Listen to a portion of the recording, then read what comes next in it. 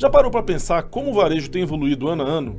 Novas tecnologias, mudanças no comportamento do consumidor e necessidade de adaptação rápida. Com tanta tendência surgindo, a NRF, maior evento de varejo do mundo, sempre indica os caminhos que as empresas devem seguir para se manter competitivas. A NRF não é apenas uma feira, é um verdadeiro termômetro do futuro do setor, reunindo líderes globais, inovações tecnológicas, as principais tendências que vão moldar o mercado nos próximos anos. Eu sou Daniel Sakamoto e hoje vamos fazer um balanço geral do que vimos na NRF 2025 e entender o que o varejo pode esperar para os próximos anos. Se você quer entender para onde o varejo está caminhando e como essas transformações podem impactar o seu negócio, esse episódio é para você.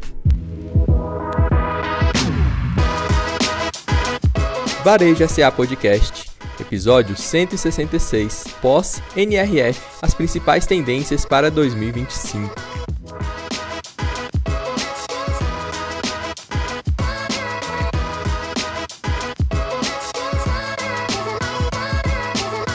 Para enriquecer a nossa discussão, contamos com a presença de Marcos Fábio, especialista e consultor de varejo com vasta experiência em tendências de mercado e inovação. Olá, Marcos Fábio, seja bem-vindo ao Varejo SA Podcast, tudo bem? Muito obrigado, mais uma vez aqui para falar das principais tendências. Muito bem.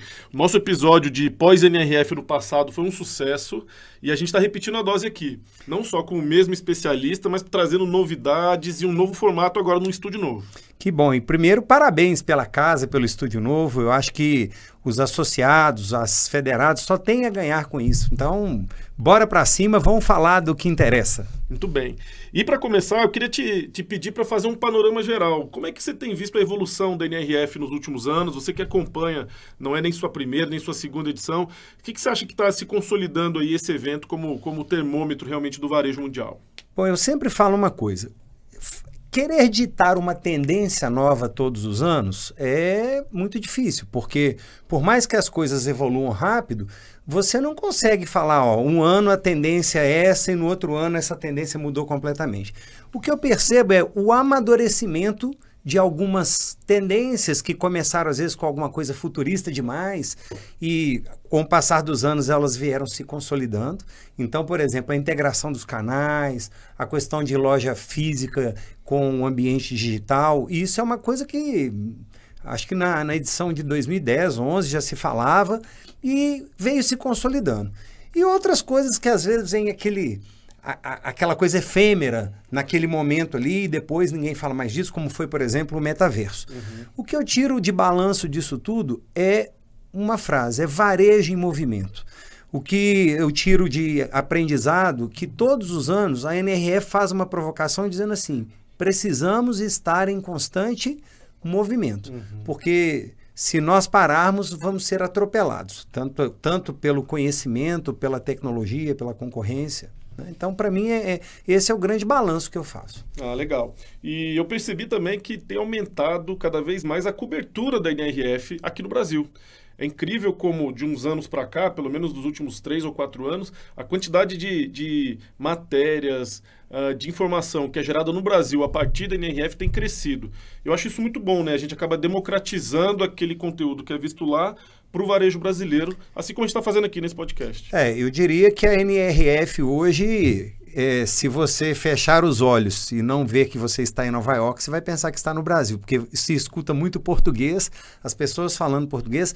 E por que eu acredito que isso tem acontecido? Primeiro que nós não podemos ignorar a influência americana no Brasil e no resto do mundo, mas no Brasil, as escolas de administração, os grandes nomes que trazem novas tecnologias vêm sempre de lá. Então, quando você tem a oportunidade de estar num congresso nos Estados Unidos, onde você está próximo ali de você, as grandes marcas de varejo que dominam o mundo, isso faz com que os olhos sejam voltados para esse evento. Existem outros eventos, existem, por exemplo, nós temos uma feira na Alemanha que é a Euroshop, eu também já tive, mas você vê que ela não é tão popular. Às vezes eu falo com as pessoas da Euroshop, poucos conhecem. Mas a NRF, para mim também uma outra fórmula de sucesso dela é porque ela combina um congresso que traz muito conhecimento aplicado, muita informação, com uma feira. Então isso também ajuda muito. Não é só um congresso, não é só uma feira. Então o Brasil comprou isso e não tem dúvida, muitos conteúdos mesmo. E o Brasil protagonista não só na quantidade de inscritos, né, aproximadamente 10% dos inscritos, mas também já cada vez mais no palco, né? A gente tem grandes brasileiros se apresentando, especialistas, consultores e empresários brasileiros que tiveram protagonismo nessa edição mais uma vez. Mas vamos lá, eu separei aqui 12 temas para a gente discutir como os principais temas e a gente vai um a um aí discutindo e conversando. Queria começar com você sobre o que você viu da NRF sobre marketplaces. É uma tendência, chegou para ficar, continua crescendo, qual é a visão sua de marketplace? O Sebrae fez um mapeamento recente, estou falando de Brasil, e ele mapeou 3.000 marketplaces. Então, óbvio que tem outros, mas ele pegou os principais. Desde produtos, também falando de venda de cursos. Desses, 157 tem grande expressão. E 5 dominam 80% do mercado. Apenas 5? Apenas 5. Então, existe aí uma mudança de ranking. Por exemplo, o Mercado Livre foi ultrapassado, se não me engano, pelo Temu. Então, tem uma mudança nisso. Mas uma coisa inegável é a força do marketplace. Quando a gente vai falar, por exemplo, de loja virtual, a última vez que eu consultei a estatística, nós estamos falando de quase 1 milhão de lojas virtuais no Brasil. Só que a grande dificuldade de qualquer empresa que monta a sua loja própria é conseguir levar tráfego para o site. Nós estamos falando de uma taxa de conversão de 1,65.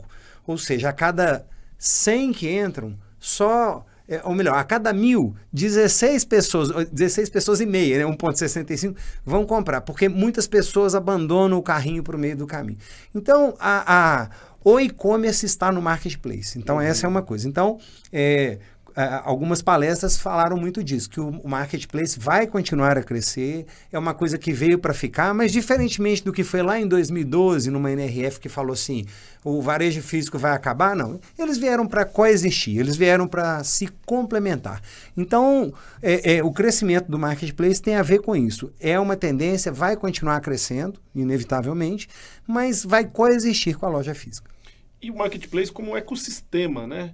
Uma coisa mais ampla, não atrapalhando o crescimento e as oportunidades do pequeno lojista, porque o marketplace contempla pequenos lojistas lá dentro, mas também oferecendo outros tipos de serviço online, né? Não é simplesmente a compra e venda de produtos, tem várias outras coisas agregadas ao marketplace. O grande desafio de todo mundo que opera no digital é porque uma vez que você tem o cliente ali dentro, porque o difícil é você ter a base de cliente. Mas depois que você tem a base de cliente ali dentro, a cultura do produtar, de buscar novos produtos e serviços é inevitável, porque esse cliente ele é sedento. Então, eu vejo, por exemplo, né, abrindo um parênteses aqui, mas é importante falar disso.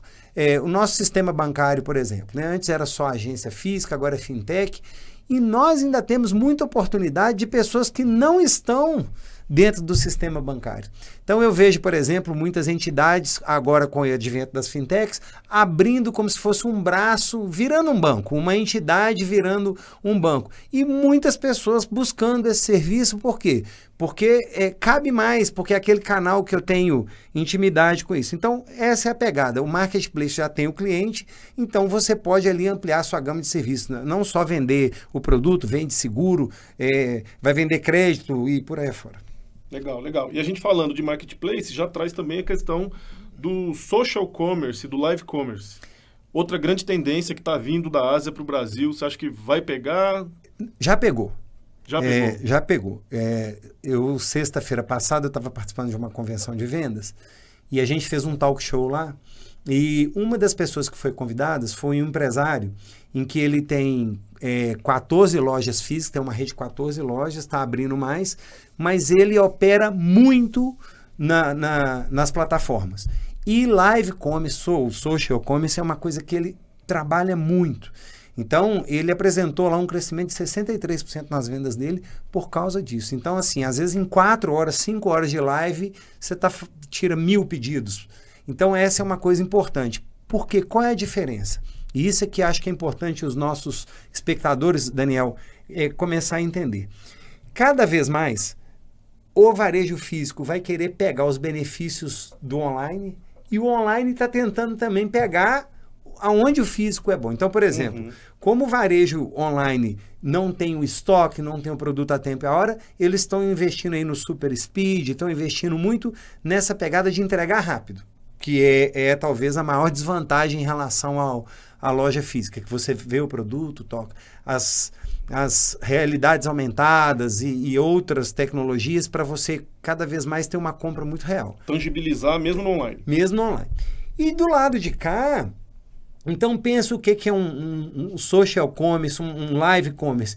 Pô, você está combinando as vantagens do online, a pessoa está em casa, com aquela pegada do presencial, porque tem uma pessoa ali conversando com você, ofertando, quer dizer, você tem uma venda assistida, só que online. Então, é uma tendência que veio para ficar.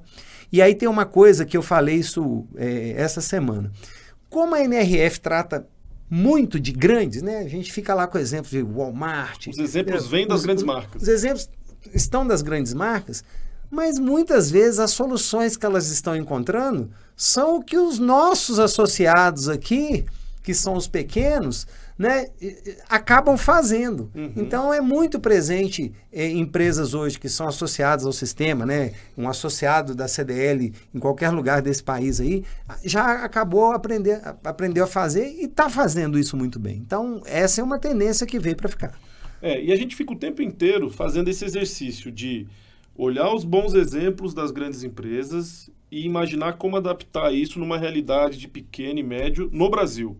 Em vários casos isso parece desafiador, em outros parece muito natural. Você acha que a gente tem realmente essas condições de olhar um exemplo e trazer para a nossa realidade? Isso é viável? É viável. Eu comparo isso muito igual quando você vai a um desfile de moda e aí aparece aquelas modelos desfilando com umas roupas um tanto quanto ousadas demais. Exóticas. E você fala assim, não é possível que alguém vai vestir isso. Não, ali não está sendo apresentado a peça da coleção, está sendo apresentado para onde caminha. É a mesma coisa. Diversas tecnologias que são apresentadas lá são coisas que dá para ser aplicada nos pequenos negócios. Obviamente que nós temos que olhar para uma coisa chamada cultura. Então, vamos no básico. Quando a gente estuda nos livros americanos, nas escolas de administração, sobre alguma tecnologia de gestão, uma coisa é o ambiente de negócio americano, outra coisa é o ambiente de negócio da China, outra coisa é o ambiente de negócio do Brasil. Então, tem coisas que você precisa observar um ambiente legal. Então, tem coisas que lá você consegue fazer, aqui você pode ter uma legislação, alguma coisa que te impede. Mas falando de tecnologia, por exemplo, se nós estamos falando de experiência dentro do ponto de venda, né? Você pode fazer isso no grande quanto no pequeno. Isso é perfeitamente possível. É adaptar. No ano passado, no nosso podcast, eu fiz o comentário, quando estava começando a falar de... Ano passado se falou muito de inteligência artificial, mas muito assim, como tendência, esse ano apareceu já com muita aplicação prática. Numa das palestras que eu estava fazendo, eu estava no Rio de Janeiro, e coincidentemente, né, porque o celular, ele te traz ali a indicação de onde você está, né? Ele busca ali a região. Apareceu um supermercado de Volta Redonda que utilizou uma solução de inteligência artificial, e isso eu achei muito legal, eu fui visitá-lo, aonde essa inteligência acoplada nas câmeras do supermercado identificava o movimento do furto. Então, na hora que você estava fazendo o movimento do furto, a inteligência entendia que aquilo era um movimento de furto e avisava nos celulares dos funcionários, e os funcionários imediatamente abordavam aquela pessoa, obviamente com uma abordagem tipo, você está com dificuldade de carregar, será que pode pôr numa sacola, ou seja, para aquela pessoa entender que foi identificado. Quer dizer, uma solução de IA aplicada em um supermercado brasileiro e já ajudando numa dor, principalmente do varejista de supermercado, e era um supermercado, não era uma grande rede, era um supermercado pequeno, implantando isso. Então, é perfeitamente possível. É isso que eu quero dizer, eu trouxe esse exemplo para mostrar isso. Obviamente que nós temos que fazer essa força, entender assim, o que eles estão querendo dizer e o que se aplica à minha realidade. Não, e tudo que a gente vai falar aqui hoje tem que ser aplicado com esse olhar, né? Como adaptar e como trazer para a nossa realidade. Bom, e a questão da loja física? Já houve o decreto do fim da loja física, não se fala mais nisso. E qual é a tendência hoje de como a gente deve enxergar a loja física no varejo? A loja física, esse ano, quer dizer, eu não sei se eu vou pecar pela data, mas se não me engano foi em 2012, na NRF de 2012, que se falou, que decretou a morte da loja física. E eu lembro muito disso porque eu estava acabando de abrir uma loja física. E aí eu falei, poxa vida, eu abri numa loja física, investindo, e alguém falando que ia morrer. Do mesmo jeito que se falou muito da morte dos shopping centers, dos malls, né? E com estatísticas falando que há não sei quantos anos não se abriu um shopping novo nos Estados Unidos e tal. E aí, de lá para cá, essa verdade ela foi sendo desconstruída e veio o caminho da adaptação. E esse ano ela foi coroada como a grande promotora, como a grande realizadora da experiência do cliente. Então, o que significa dizer isso? O ambiente digital, ele te traz um tipo de experiência. E ele é de conveniência. Você quer comprar rápido, é uma coisa que eu sempre falo. Às vezes você está aí nos ouvindo, você está numa cidade de 30 mil habitantes, por exemplo, não adianta você pedir as pessoas para comprar no comércio local, porque tem coisas que numa cidade de 30 mil habitantes você simplesmente não encontra. Porque não vai valer a pena para aquele varejista manter um estoque para de vez em quando ir lá comprar. Então tem coisas que você ou vai comprar numa capital ou só vai achar na internet. Então, o que começou a ser discutido, se não me engano, na NRF de 2000 logo depois da pandemia, 21, foi 22. 21, 22, né? Como as pessoas ficaram muito em casa, e algumas pesquisas que foram feitas, as pessoas estavam adorando ficar em casa, serem servidas em casa, né, saíram daquele estresse do ter que sair e comprar, mas como tudo é cíclico, chegou um momento que ficar em casa também cansou. E elas começaram a sentir falta disso. Só que elas não querem a loja do passado. Elas não querem a loja do antes. Daniel, eu escutei isso de alguns empresários. Se eu falar quando, eu vou revelar a minha idade aqui, mas que era assim, a loja não pode ser bonita, senão afasta o cliente. Esse era um jargão que existia antigamente, que tipo assim, loja bonita parecia que era cara e afastava o cliente. Hoje não. O país está em crise, está em dificuldade, mas nós não queremos levar a crise, nós queremos ver coisa bonita. Então, se você entra numa loja, você quer que a loja seja um oásis. Você não quer ver a crise dentro da loja. Claro. Né? Você está aqui, está calor. Você entra na loja, está climatizada. Você está aqui, está feia. A rua é feia, suja. Você entra na loja, você quer ver coisa bonita. Então, a necessidade dessa dopamina, a necessidade do ser humano se sentir bem, a busca pela felicidade, a busca por viver momentos importantes, só a loja física dá conta de proporcionar. Então, o investimento no design, na organização da loja, no jogo de iluminação, cada vez isso tem melhorado a experiência do cliente. Conforto, conveniência. Esse consumidor, ele no online, ele se acostumou a não ter fila na hora de comprar, na hora de pagar. Então, no físico, ele não quer. Então, essas atratividades que ele tem no online, ele busca também na loja física de alguma maneira, né? Por isso que a gente está falando da loja fluida. Então, é isso que eu disse no início. O que é o desafio da loja física? É você ser o físico, sem os atritos da loja física e com os benefícios do online. Então, por isso que vem aí muita evolução das tecnologias. Quando a gente fala, por exemplo, de evolução de tecnologia, é muito comum, já está comum no Brasil hoje, você ter, por exemplo, aquele self-checkout no supermercado. Mas ali ainda não é a proposta do self-checkout que vai gerar uma boa experiência de consumo, porque você ainda dá trabalho para o cliente. Ainda não está fluido. Ainda não está fluido. Então, essa é uma coisa que a gente precisa melhorar. A gente precisa conversar. E a questão do retail media nas lojas? Também já se falou nos últimos anos, não é uma novidade, mas a abordagem tem sido de maior protagonismo, maior atenção para essa fonte de receita, essa fonte de riqueza que tem. Eu quero até fazer um comentário antes, botei uma tela da loja aqui física. Da loja física e entro aí rapidamente. A prova, né, de que a loja física está voltando com toda a força, né, nós visitamos, né, aqui está a loja da Louis Vuitton que está sendo reformada e eles investiram pesado numa fachada e que quem chega lá não acredita que está vendo uma grande mala, né? Quer dizer, conjunto de malas. Um conjunto de malas muito alinhado com a proposta da Louis Vuitton. Inclusive, em alguns momentos, as fachadas servem aí também como... elas viram aí cenários de projeção. E do lado de cá está a loja temporária dela, ou seja, enquanto essa aqui está em reforma, ela fez a loja temporária e investiu muito. Inclusive, construindo nessa loja de cá apostas, experimentando coisas novas. Então, a mostra disso é a loja física te gera essa experimentação. E aí eu vou engatar com o Retail Media exatamente por isso. Porque o que acaba acontecendo? Olha aqui um exemplo que eu trouxe.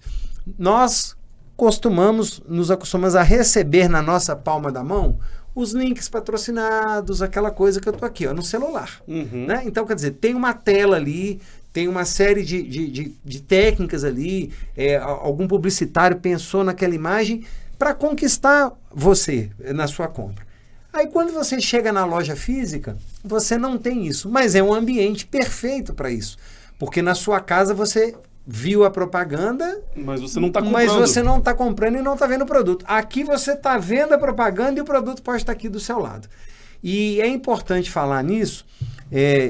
Gosto de dar exemplos muito práticos. Se você observar o comportamento, por exemplo, dos consumidores no fast food, hoje eles evoluíram, tem totens, mas tem muitos fast food ainda que tem o caixa aqui e na testeira a foto dos produtos que você está vendendo. Se você observar o comportamento de compra, as pessoas compram assim, ó, olhando para cima para poder falar o que vai comprar. Ou seja, há um espaço que é uma testeira direcionando os clientes daquilo que vai comprar. E toda vez que há uma mudança de cardápio ali, vamos chamar assim, de imagem, aquele produto que antes não saía tanto, depois que ele entra em evidência ali, ele começa a vender. O cardápio no restaurante com foto, o prato que tem foto vende mais do que o prato que não tem foto. Por que eu estou falando tudo isso? Porque com a técnica de hoje, com a tecnologia de hoje, você pode fazer o seu ponto de venda vender por você, sem necessariamente ter um atendente ali. Então, hoje você conta com painéis de LED, você conta com realidade aumentada, você conta com uma hologramas que vão te ajudar a chamar a atenção para aquele produto ou serviço que às vezes não vendia tanto, porque às vezes o seu vendedor não lembrava daquele produto e de repente a pessoa vê, mas e aquilo ali? Né? Eu não posso deixar de me lembrar de um comportamento que a minha esposa tem, mas acho que muitas mulheres têm. Você senta no restaurante, enquanto eu estou olhando o cardápio, ela passa e fala, e aquele prato que passou ali? Né? Então, quer dizer, as pessoas compram muito com os olhos. Inevitavelmente é isso que eu quero chamar a atenção. Então, o Retail Media veio para isso, para ajudar a loja a vender.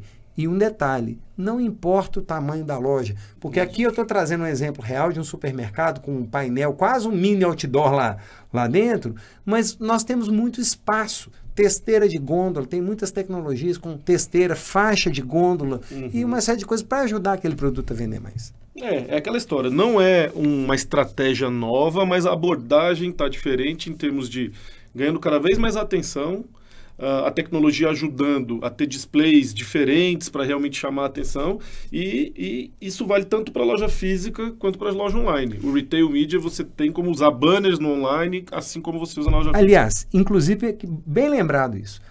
Vou até voltar aqui para a gente...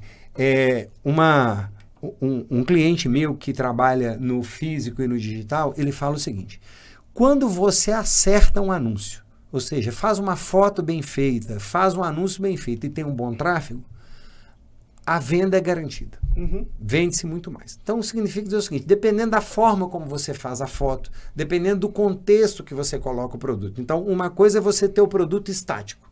Outra coisa é quando você tem a mídia sugerir no momento de consumo. Então, é diferente eu falar, por exemplo, de uma garrafa de vinho isolada e uma garrafa de vinho em cima da mesa com duas pessoas bebendo, degustando. Quer dizer, você está vendendo não só o produto, mas aquele momento de consumo. Né? Então, isso é muito importante.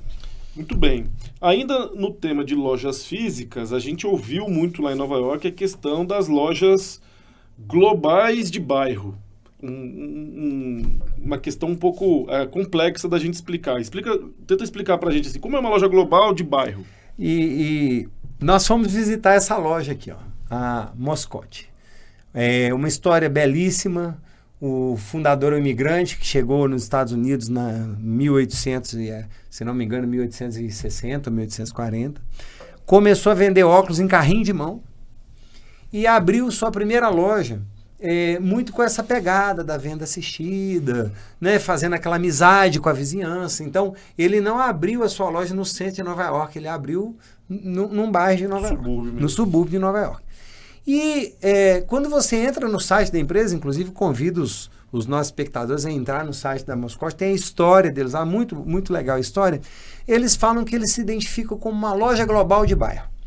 E qual é o grande diferencial? Inclusive na visita, na missão, né, que nós estávamos, tinham empresários do setor de ótica que me faziam as perguntas assim, cara, tem coisas aqui que a gente acha que lá no Brasil não venderia e eles estão vendendo e estão conseguindo se comunicar.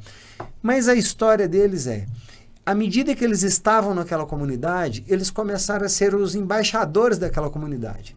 Então eles começaram a entender quais eram as dores, o que eram os símbolos daquela comunidade que eles deviam adotar, o relacionamento com aquela comunidade, e eles começaram a perceber, que é um desafio de qualquer varejista, é que eles começavam a vender para o avô, quer dizer, o avô que um dia foi filho, então o avô está comprando, o pai está comprando, o neto está comprando, então eles estão conseguindo fazer uma coisa muito interessante, que é sucessão de clientes. E uma história muito legal é que um dos filhos, essa loja está é a 5ª geração já a conduzir isso, é músico, gosta de música e tal, e aí um belo dia ele pegou sua guitarra, começou a tocar, no bairro um monte de pessoas da região começou a gostar disso, uns músicos, e eles montaram a Moscot Music, que era embaixadora para revelar talentos daquela região, ali como levantando uma bandeira. Então isso gerou um reconhecimento, isso gerou uma gratidão daquela comunidade, falando, poxa, esses caras estão fazendo alguma coisa que vale a pena. Esse é o conceito para mim na prática, né? A Moscot hoje tem loja em vários países e a pegada dela é sempre essa. À medida que ela se instala em um lugar, ela começa a entender o que são as demandas daquela comunidade e como que ela pode atuar como protagonista ou como facilitadora. Ou seja, uma rede global com características de loja de bairro. Acho que a palavra aí que a gente pode trazer é a conexão. Eles criam uma conexão genuína naquele lugar onde eles estão. Não é uma coisa falsa. É genuína, sabe? Mesmo sendo uma rede. Então, mesmo é uma rede que tem as duas características, né? A vantagem de ser rede, de ter produtos padronizados, de ter valores e custos e logística e dinâmica de uma rede, mas com uma característica de atendimento e relacionamento local. E uma coisa que eu gosto de dar exemplo, porque nós já temos exemplos aqui no Brasil de empresas que fazem isso, mas eu gosto de citar muito iniciativas, por exemplo, de cooperativas, né? Então, por exemplo, algumas cooperativas de crédito, quando chegam numa cidade, ela vai ocupando aqueles espaços que foram deixados. Então, às vezes, ela abraça um símbolo da cidade. Ó, isso aqui é um símbolo da cidade, não tem banco nenhum olhando para isso. Ela vai lá, abraça, coloca aquilo, cuida daquilo, as pessoas olham para aquilo e falam, olha que legal, estão resgatando uma coisa cultural. Então, isso é muito legal. O exemplo para o pequeno. Não necessariamente você, às vezes, vai ter uma força para poder fazer uma coisa como a Moscot fez. Mas, às vezes, tem uma praça ali, naquele lugar onde você está, que está mal cuidada, que está precisando de uma atenção e que às vezes é só boa vontade, você organiza aquilo e você pode melhorar às vezes um bem local. Então, isso é um exemplo prático de que uma loja pode fazer. E eu acho que quando a gente fala de loja de bairro, a gente leva sempre em consideração aquele atendimento mais personalizado, o vendedor que te conhece sua família, conhece seu hábito. Então, todo mundo consegue fazer isso, né, no seu negócio. Então, acho que pequenos negócios têm essa facilidade de poder ter um relacionamento mais pessoal e criar uma conexão. E isso, para mim, é que eu vejo que... Eu acredito que o Brasil tenha toda a chance de dar um show na turma dos grandes lá de Nova York, porque nós somos formados por pequenos negócios, né? Então, se nós estamos falando de pequenos negócios, nós estamos falando o seguinte, que quem gera atendimento, quem supre e ressupre a população brasileira são os pequenos negócios. E cada um desses negócios tem as suas características únicas. E aí eu chamo atenção para isso, porque muitas vezes o lojista que pode estar nos ouvindo, ao invés dele querer deixar, às vezes, uma coisa que ele tem, que é de cultura, que é de natureza, de essência, e querer, às vezes, colocar coisas que estão na moda, às vezes é o contrário, ele tem que seguir aquela essência dele. Né? Muito bem. E a questão dos serviços dentro da loja? Outra coisa que discutiu-se muito na NRF e a gente conseguiu ver também na prática um pouco disso. O que é a tendência? No passado, você comprava... No passado não, até hoje ainda tem muito aquela questão de alfaiataria, né? Você compra um terno numa loja e aí na hora de dar a bainha lá, na hora de fazer, eles fazem para vocês. Só que isso tem ampliado. Então, trazer serviços dentro da loja. E, inclusive, serviços que estão combinando algumas situações. Então, por exemplo, tem uma loja, que é essa aqui, a Arc'teryx, que ela tem uma pegada muito bacana. Eles são lojas de roupa para montanhista, para esquiadores. E são roupas pesadas, caras, inclusive. E essas roupas se desgastam à medida que a pessoa está, né? Você está escalando, você está esquiando. Então, você leva lá, então você tem a oportunidade de ter a sua roupa consertada por quem a produziu, sabe como fazer. E interessante que quando, por exemplo, uma roupa lá não consegue ser recuperada, ela é desmanchada e parte dela serve de matéria-prima para outra. Então, isso é muito interessante. Eles têm, quando você chega com uma roupa usada, eles te pagam para isso, para poder você adquirir outra. Mas essa prestação de serviço gera uma coisa muito interessante, um novo fluxo para a loja. Quer dizer, hoje você compra e quando você quer arrumar, você vai em outro lugar. Nessa pegada, não. Você compra e se você quer arrumar, você volta lá naquela loja onde você comprou, podendo, inclusive, comprar outros produtos. Então, essa é uma coisa muito interessante. E outro exemplo, já tem aqui no Brasil também, que foi a Golden Goose, que é aquela pegada de você pegar o seu tênis, que ele tem a aparência de velho, mas altamente personalizado, né? Então, a escola da minha filha me deu um presente, que é um chaveirinho, com um desenho que minha filha fez e imprimiu esse desenho no chaveirinho. Eu carrego ele para tudo enquanto é lugar, lá na chave do meu carro. A mesma coisa é isso, você pode pegar um desenho da sua filha, um desenho que você gosta muito e personalizar. Então, gerando também esse serviço dentro da loja. Sakamoto, durante anos, os negócios venderam para a gente produtos, mas empurraram a personalização para outros. Agora eles estão entendendo o seguinte, espera aí, eu posso fazer isso dentro da loja. Quer a prova disso? Eu sou franqueado da Havaianas. Dentro da loja Havaianas, você pode personalizar lá o seu calçado com um pin, Então é disso que nós estamos falando. Na Nike você pode personalizar o seu tênis, tem uma oficina específica para isso. A gente viu. E tem também aquela questão de, às vezes, juntar algumas marcas, né? Uma marca de roupa que coloca lá dentro um serviço de café. Collabs, né? Os collabs. Se não me engano, 2020, foi falado na NRF que a alimentação ia salvar o varejo. O que era essa pegada? Porque a alimentação gera fluxo recorrente, né? A fome que você tem hoje, de manhã à tarde você tem de novo. Então, à medida que você consegue ter alguma coisa que faz o collab, uma parceria, onde um gera fluxo para o outro, isso é muito bem-vindo. Isso eu já vi muito presente na Euroshop em 2020 e esse ano a gente viu, inclusive nos exemplos de loja. Então, por exemplo, a própria loja da Louis Vuitton, com uma cafeteria lá dentro. Aí você vai na própria Arc'teryx, no fundo dela tem uma cafeteria. E interessante que isso abre o leque para outros produtos. Então, você está na cafeteria, mas você pode levar um produto daquela marca, um café daquela marca, por exemplo. Né? Muito bom. Queria falar com você agora um pouquinho sobre, talvez, ali, o grande tema da NRF, que foi a tangibilização da inteligência artificial. Praticamente todas as palestras e painéis falou-se de alguma maneira da inteligência artificial em vários aspectos. Como é que você quer trazer esse assunto para a gente conversar aqui? Eu quero trazer esse assunto fazendo um resgate, primeiro com a palestra do Lee Peterson. O Lee Peterson já virou um queridinho dos brasileiros e, inclusive, na palestra dele ele termina com um obrigado, escrevendo obrigado mesmo, porque ele já se acostumou. E ele trouxe uma pesquisa falando que, numa pesquisa feita entre os americanos, 67% preferiam comprar online. Então, isso assustou todo mundo. Mas quando perguntado por que eles preferiam comprar online, os motivos eram: lojas bagunçadas, desorganizadas, falta o produto, o atendente não sabe te falar direito, atendentes ruins, ele não sabe te falar direito sobre aquele produto ou serviço, quer dizer, a gente pensa que essas coisas acontecem só aqui no Brasil. Nada. Né? Então ele vem... Prateleira vazia. A prateleira vazia, então ele vem trazendo uma série de atritos que acabam empurrando a pessoa pro online. Eu costumo falar que nós somos como água, procuramos o caminho mais fácil. O caminho mais fácil para o mar é o que a água vai seguir. Nós também queremos o caminho mais fácil.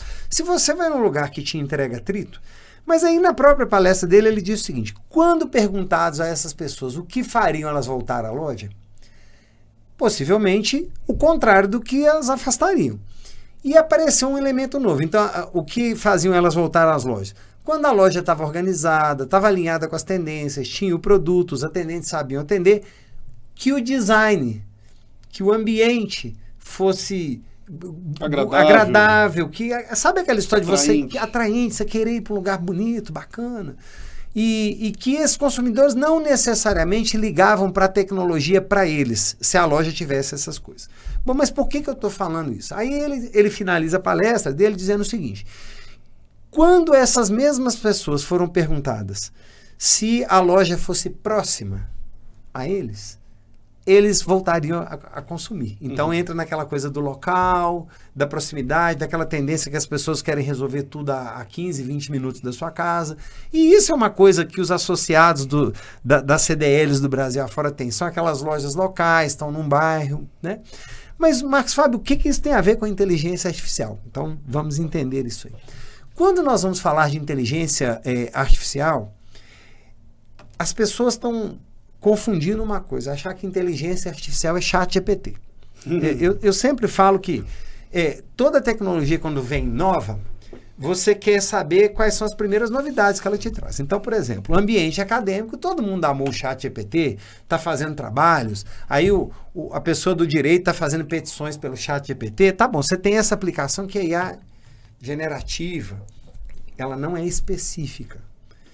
Esta IA não é a IA que vai resolver os problemas do varejo. Certo. Eu recentemente cheguei de Portugal, estava fazendo um curso numa escola, a gente teve um módulo sobre inteligência artificial e o professor dizendo assim, é a IA narrow, a IA específica, quando você monta um projeto de IA para resolver isso. Então, numa das palestras que a gente assistiu, uma rede de supermercados com 400 mil funcionários no mundo, com um turnover de 60%. Então, olha lá, atenção, falta de mão de obra, turnover não é só aqui no Brasil. Então, quer dizer, 400 mil, 60%, nós estamos falando de 240 mil pessoas. Aí, um belo dia, eles falaram assim, poxa vida, como é que nós vamos fazer para treinar essas pessoas que estão chegando novas? Porque uma das pessoas que treina o funcionário novo é quem está. Mas quem está tão ocupado que ele não está tendo tempo de treinar. Então, qual foi o desafio?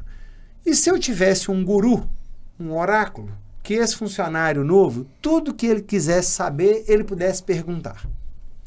Desenvolver uma inteligência artificial, obviamente vem aí o desafio do banco de dados, do fluxo de informações, o Big Data, que a gente já falou isso em outros episódios, e virou um assistente virtual, que tudo que você quer saber, você pergunta, como que eu faço para passar o produto tal no código de barra? E essa IA interage com você. Primeira aplicação de IA no treinamento dos funcionários. Nós estamos falando de exemplos.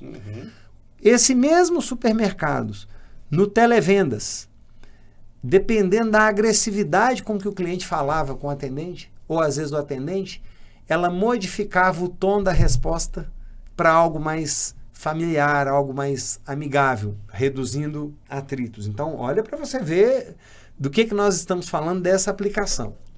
Eu acabei de dar, alguns minutos atrás, um exemplo de uma IA atrelado à câmera, evitando furtos.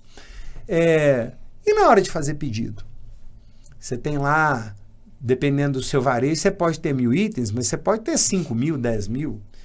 E todo relatório de sistema, se for um bom sistema, vai te dar um negócio chamado curva ABC de vendas. Então, você sabe o que gira e o que não gira. Só que, às vezes, na hora de fazer o pedido, você está tão ocupado que não lembra de entrar no sistema para fazer o pedido que a gente chama da compra técnica, inclusive obedecendo limite de compra, não ultrapassar aquele valor. Muito bem.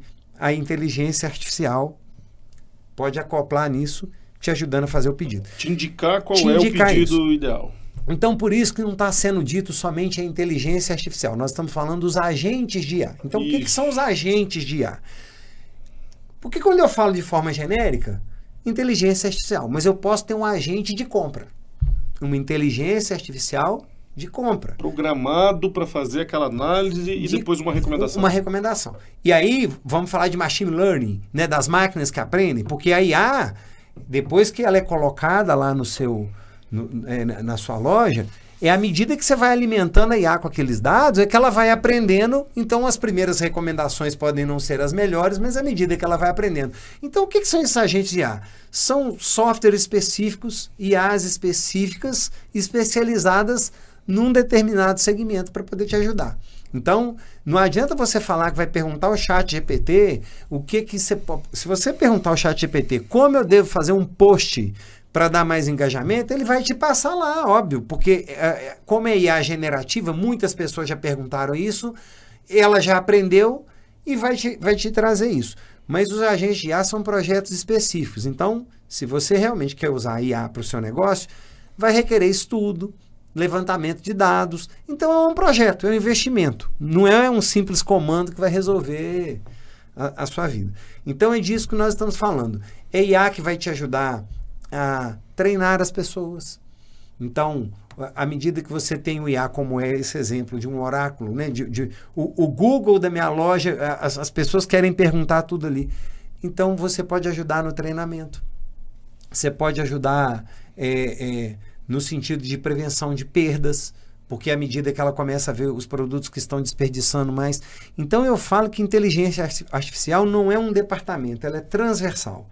Você pode ter soluções e agentes de IA no financeiro, no RH, na gestão comercial, principalmente na gestão comercial e por aí afora.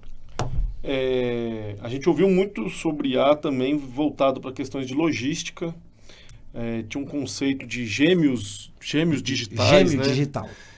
Que eles conseguem replicar uma operação real numa operação digital e traçar ali as alternativas mais eficientes. Eu acho que a IA ficou muito claro que não tem como a gente deixar de considerar e todo mundo tem que começar a usar de alguma maneira. Pequeno, médio ou grande, tem que usar, tem que ganhar ali a habitualidade com ela e aos poucos vai ganhando eficiência. É ir aprendendo. A Kate Enkel, que é uma pessoa que eu aprendi a gostar, está presente em muitas edições da NRF, ela deu exemplo que ela criou um gêmeo digital dela e ela falou assim, olha para você ver, eu falo inglês, estou aqui divulgando um curso meu e eu crio um gêmeo digital, que esse gêmeo digital ele fala todas as línguas do mundo. Então esse meu curso, ele nasce falando todas as línguas do mundo. Olha aí. Um outro exemplo que ela deu, e eu gosto sempre de comparar de exemplos que a gente tem aqui no Brasil, né? Tem aqui no Brasil uma plataforma que você pode utilizar como banco de imagens de famosos, já com fotos pré-programadas ou falas genéricas, e aí você contrata esse famoso para fazer propaganda para o seu negócio com um custo muito mais baixo, porque ele não tem que ir lá. Parece personalizado, mas não é. Parece personalizado, mas não é. Muito obrigado. Acho que era essa palavra. Só que aí ela deu um exemplo, que criou um gêmeo digital da Jennifer Lopez. E aí, obviamente, a Jennifer Lopez vai ter um contrato de licença lá com aquela marca. E se você é apaixonado pela Jennifer Lopez, no dia do seu aniversário, você vai receber um vídeo da Jennifer Lopez te dando os parabéns. Então, quer dizer, é a inteligência, o gêmeo digital lá da Jennifer Lopez, trabalhando e dando os parabéns e mandando, né? E não é só isso. Um projeto é caro para você executar. Então, já que eu vou errar, eu tenho que errar barato. Então, se eu crio gêmeo digital, que pode ser tanto no ambiente, quanto pode ser de uma forma de atendimento, e você vê aquilo atuando, você fala, não ficou bom, vamos corrigir. Né? Então, nós estamos falando de coisas que, na minha visão, esse ano apareceu, porque ano passado falou muito de inteligência artificial, mas esse ano apareceu isso. Então, para mim, é uma coisa que ainda está para ser consolidado, nós vamos ter que ver isso acontecendo. Mas já vem com muitas aplicações. Eu acho que esse é o grande diferencial da NRF 2025 para 2024. As aplicações de inteligência artificial mais amplas, extremamente variadas, e a gente ficou com a sensação de que esse tema ele vai se transformar rapidamente. E a gente logo viu, né? A gente voltou de Nova York e logo apareceu uma inteligência artificial chinesa desbancando de alguma maneira a Nvidia, os grandes do mercado, que estava nadando de braçado, todo mundo falando que a Nvidia estava anos-luz à frente, na verdade já viu que não é, e a sensação é que esse mercado vai estar o tempo inteiro em constante transformação. Qual que é a dica que fica sobre inteligência artificial para o lojista brasileiro? Primeiro, você não pode ser genérico. Não adianta você, igual fazer pesquisa, o que eu posso vender que o cliente vai gostar? Não, não é isso. Inteligência artificial, eu vou ver se eu lembro da frase, porque essa frase fez muito sentido. Se não me engano, a frase é assim. Do jeito tradicional, você procura as respostas. Na inteligência artificial, primeiro você define as perguntas. O segredo está na pergunta. Exatamente. Porque depende, e a pergunta tem a ver com o seu objetivo. Então, a primeira pergunta é: qual é a dor que você quer resolver? Você quer resolver problema de furto? Então, nós vamos começar a buscar formas para resolver isso. Não, você quer resolver problema de comprar melhor? Então, primeiro, defina muito bem a pergunta para depois você reunir dados, informações para construir o seu projeto de IA. Então, essa é a primeira coisa. Segunda coisa, IA não é um projeto que você encontra empacotado na esquina. Cada um vai fazer o seu. Marcos Fábio, mas é possível encontrar alguma empresa que já pode me dar alguma coisa que eu soluciono? Porque aí essa empresa fez o dever de casa. Ela falou assim: qual é a dor que eu quero resolver? Ela se especializou nisso, utilizou IA para isso e depois vai vender isso. Então, ela foi específica e vai vender a solução. Que, inclusive, é o que eu acredito que vai acontecer, Daniel. Eu não vejo num horizonte de curto prazo o nosso varejo, principalmente para o pequeno e médio, ele sendo capaz de construir grandes projetos de IA próprio. Eu consigo ver grandes fornecedores de tecnologia olhando para a dor do varejo e cada um na sua especificidade oferecendo aquela solução ali para aquela dor. E às vezes segmentado, para farmácia, para pet shop. Isso, exatamente isso. Né? Então, o que ficou para mim a IA que vai ajudar muito o varejo não é essa IA que a gente está vendo rasa. Ela pode nos dar um gostinho, tá ótimo, mas não é dessa forma. Legal, legal. Uma frase que eu gosto também é aquela, né? Você não vai perder o seu emprego para a inteligência artificial. Você vai perder o seu emprego para alguém que saiba usar a inteligência artificial melhor do que você. Da mesma forma que muitas pessoas perderam o emprego por não saber o Excel. Perderam para outras que sabiam o Excel. Né? Então, acho que é isso. A lógica é essa. Muito bem. Inteligência artificial, então, tema de destaque da INRF desse ano.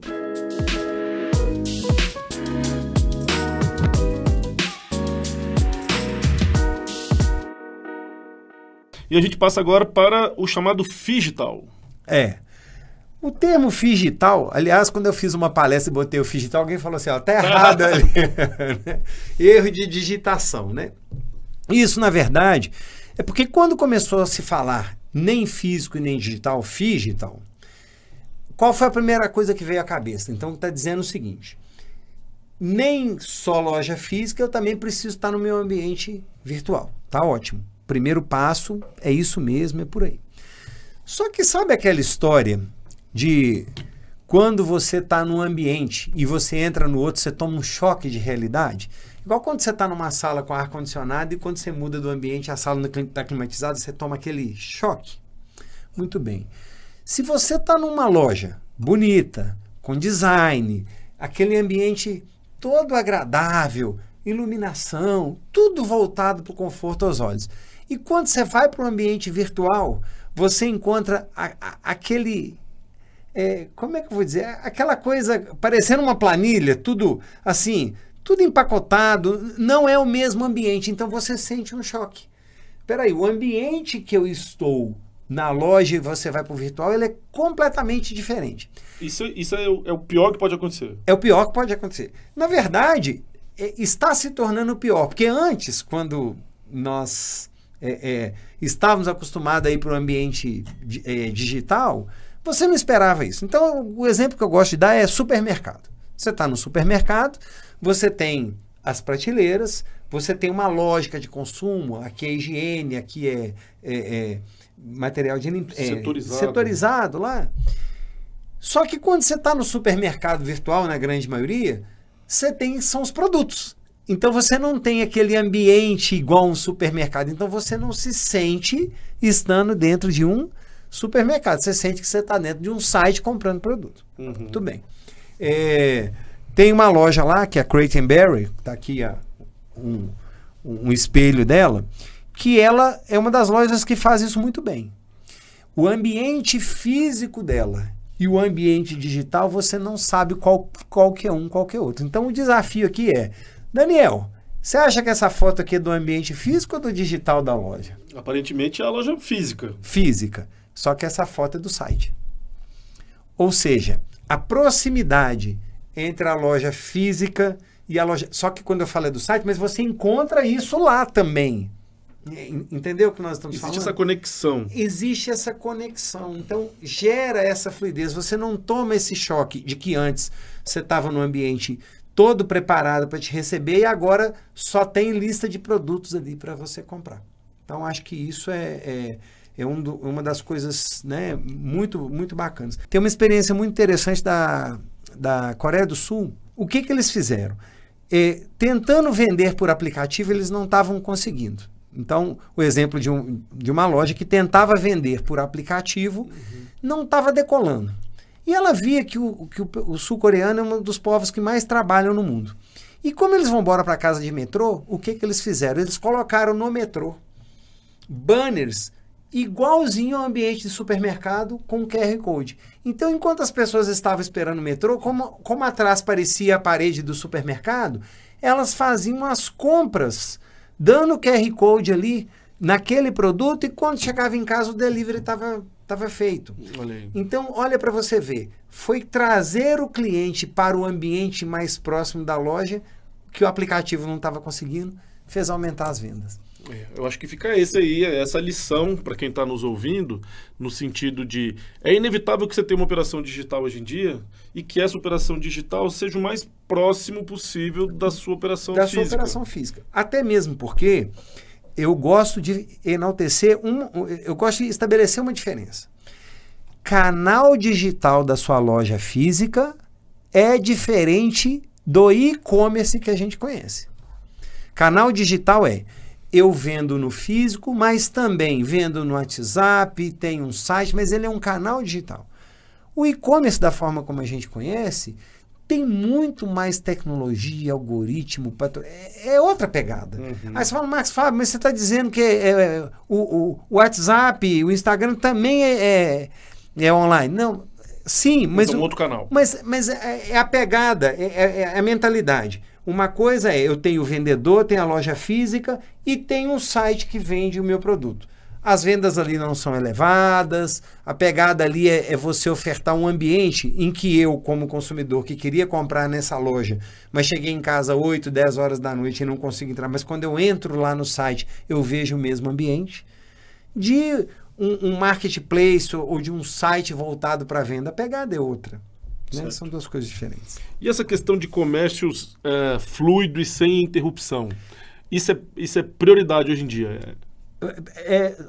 Acho que foi no início do nosso bate-papo que você disse assim, que no online ele não tem fila, mas quando chega na loja, ele tem fila. Né? Ele não quer ter. Mas ele tem, então ele não quer isso. E eu te falo que eu várias vezes... dependendo da pressa com que eu estou, aliás, a gente vive com pressa, quando você pensa assim em um lugar que você quer ir, você fala, não, mas lá tem que ir com tempo, porque nunca é rápido. Nunca é rápido ou para achar estacionamento, ou nunca é rápido porque tem sempre fila. Então, o nosso desejo é que fosse fluido. E já há algum tempo, as empresas têm investido em tecnologias para acelerar o checkout. Então, você pode... acelerar o checkout, tendo um processo de pagamento mais rápido. Eu gosto sempre de trazer o exemplo da BH, lá em Nova York, que é uma loja de foto e vídeo, que ela investiu muito nisso. Então ela investiu para o check-out acontecer em até 2 minutos. Então, quer dizer, você tem tempo fazendo compra, prazer fazendo compra, mas na hora de você pagar, você quer papum ir embora, né? Só que isso ainda depende de um jeito tradicional. Ainda tem uma fila, ela anda rápido, mas tem uma fila, tem um caixa, você paga seu cartão e tudo mais. Com a evolução da tecnologia, então o que eu chamo de evolução de tecnologia? Estou falando de velocidade de internet, que é importante, de equipamentos como etiqueta eletrônica, etiqueta de radiofrequência e de processos, né, que ainda não são tão bem utilizados. Então, por exemplo, no Brasil, o maior exemplo que eu posso dar são os self-checkouts dos supermercados, que tem um processo lá ainda, que você põe na balança, se não põe na balança, o sistema não reconhece a compra, você não pode passar uma grande quantidade de produtos de uma vez, e aí você não tem a agilidade da operação. Aí, alguns anos atrás, eu fiz um vídeo, se não me engano, era numa Euroshop, e se não me engano, eu estava na loja da Decathlon, acho que é isso, eu estava na Decathlon, e o que eu estava mostrando? Que a compra já era diferente. Eu ia pôr o produto no cesto e não importa o jeito que eu colocava, porque você não estava à mercê da leitura do código de barra. Aquela hora que frequência, então. Aquela hora que você está comprando no supermercado, que o produto está congelado, ele limpa, não lê, aí tem que digitar aqueles números pequenos. Não, você passava ali, ela ali. Só que aí você ia jogando o produto vez por vez, finalizou a compra, você passa o seu cartão, paga. Então, uma melhoria do processo atual. Hoje, o comércio fluido está falando de outra coisa. Está falando, por exemplo, isso aqui já são experimentos, de uma cancela, você vai passar de uma única vez com o carrinho, de uma única vez, vai ler tudo aquilo que está dentro daquele carrinho e o seu celular já com o meio de pagamento... pré-cadastrado, seu cartão Você vai embora. Então, eu vou dar um exemplo. A passagem no pedágio com a tag. É isso. Né? Enquanto muita gente está lá na cabine parando, você tem uma tag lá que passa, leu aquela tag, você vai embora. Olha quanto que você economiza, dependendo da viagem que você está fazendo, que tem 4, 5 pedágios, olha o tanto de tempo que você economiza. É disso que nós estamos falando. Cada vez mais essas tecnologias se tornando mais acessíveis, aumentando cada vez mais o acesso a isso. Então, na visita técnica que a gente fez lá na feira, né, quando a gente estava fazendo a visita, qual era a grande pergunta dos nossos associados, participantes da missão? Mas quanto que é o preço disso? Já está acessível? E a tendência é quanto mais uso, mais barato, mais acessível. Mais acessível. A gente tem sentido que essas inovações de tecnologia, além delas chegarem cada vez mais rápido aqui no Brasil, estão chegando com custos cada vez menores. Isso é um lado positivo para o micro e para o pequeno, porque realmente democratiza o acesso à tecnologia e o importante é que o lojista ele tenha esse paradigma de querer oferecer o mais fluido possível, analisar as opções e implementar. E às vezes, a dica que eu dou às vezes você não dá conta de fazer em tudo. Coloca naquilo coloca naquilo que às vezes é o que te gera mais gargalo. Quando eu falo de fluidez, eu quero falar de coisas simples. Por exemplo, self-service. Vamos falar de um restaurante. Né? Você vai num shopping, você pesa, serve a comida, pesa, já escolhe o refrigerante, paga e vai embora. Porque depois que você terminar de comer, você foi embora. Em muitos self-service, não. Você vai lá, pega a fila do self-service para pesar, depois você tem que pegar outra fila do caixa para pagar. Eu só estou falando de uma mudança de um processo que já te ajuda. E sem contar que às vezes você vai embora bravo porque você queria ser servido com uma água, com suco, com refrigerante e a quantidade de garçons não estava. Lá no caixa você já fez a sua escolha. Você terminou de comer e não conseguiu pedir a bebida ainda. Exatamente isso. O processo não está fluido. Então, quando a gente fala da fluidez, e eu estou trazendo esse exemplo para dizer que ele não está atrelado só à tecnologia. Então, se você tem um determinado processo na sua empresa que te toma mais tempo, comece por ele. Vai deixar ele mais fluido. Muito bom. Esse é um insight com relação a isso, muito importante e que dá para implementar. E com relação a experiências luxuosas e multissetoriais? Multissensoriais. Isso foi falado bastante lá, né? Num bate-papo que a gente teve em Nova York, você falou assim, Marcos, eu tenho procurado algumas coisas novas, eu estou indo a um museu que é diferente. Museu de Arte e Tecnologia. Museu de Arte e Tecnologia, porque não é só mais aquela coisa estática, né? Se você parar para pensar, a maior parte dos museus que tem aberto tem seguido essa pegada. Não é mais só aquela coisa de você ver, ele é interativo, ele te traz outras experiências. Essa é mais uma aplicação da tecnologia no ponto de venda, no varejo físico. Então, você pode transformar completamente um ambiente de loja com um toque no botão. Então, nós estamos aqui nesse estúdio. Esse estúdio ele é físico, né? Estamos falando de mesa e tal. Então, por exemplo, se você fosse mudar a decoração desse ambiente, você ia precisar de chamar um decorador, comprar o material e tal. Agora, no ambiente de loja, você tem, por exemplo, painéis e que da noite para o dia, você pode estar em pleno inverno, você pode colocar toda a ambientação de loja de verão e você que está aqui dentro vai ver lá fora na janela como se estivesse olhando verão lá fora, ou vice-versa, né? Você pode climatizar a loja, baixar a temperatura. Então é muito comum aqui no Brasil quando o varejista investe muito numa coleção de inverno esperando que faça frio, e quando não faz frio ele empaca com aquela mercadoria. Aí pensa assim, imagina se você tivesse uma ambientação tecnológica na sua loja, que o cliente ao entrar lá, sua loja vai estar um gelo, e você coloca toda a ambientação de inverno, então você pode você vai estimular aquela compra. Isso está ligado a multissensorialidade. Primeiro, no visual. Segundo, que esses efeitos podem trazer para a gente não só visual, mas pode vir com aspectos de cheiro, de som. Então, trabalhando os 5 sentidos, né? Se o Réveillon desse ano, muitos DJs fazendo Réveillon com drones e os drones fazendo um show no céu, parecendo, quando foi o aniversário da morte aí do Ayrton Senna lá, fizeram a foto do Ayrton Senna com drones. Poxa vida, olha que experiência diferente isso, né? E numa das palestras a Kate Hankett trouxe essa loja que fica em Londres, a Ultenet, que fala disso, que ela consegue trazer experiências com um toque, mudando completamente o ambiente de loja e que faz com que as pessoas vão até lá porque fica instagramável, as pessoas querem ver como novidade, mas estão lá dentro, acabam comprando, porque tem uma novidade. Então, se antes você inaugurava uma loja diferente e as pessoas, não, você viu que bonita ficou a loja daquela pessoa e iam visitar, chega uma hora que esse ineditismo passa.